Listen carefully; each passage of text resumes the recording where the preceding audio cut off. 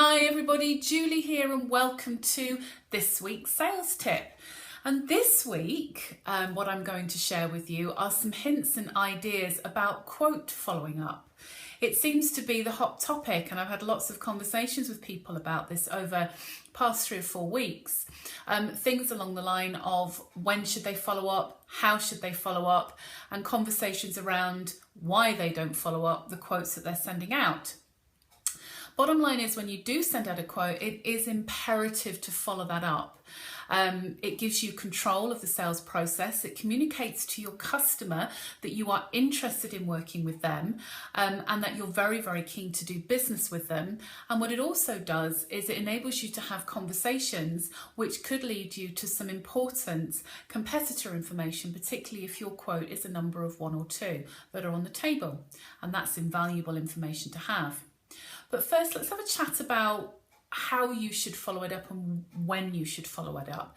So, process that I tend to follow is after sending a quote out, 24 hours later, the very outside 48 hours later, I give a call to the client just to check that they've received it and to see if there are any initial questions.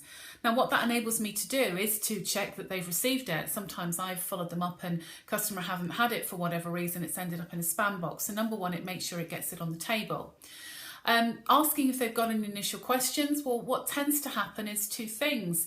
One of them, they'll come back to me and say, no, haven't a chance to have a look at it, Julie. And then that enables me to set an appointment in the diary when I can actually phone and follow up and have a good conversation at a scheduled time, again, helping me to control the sales process.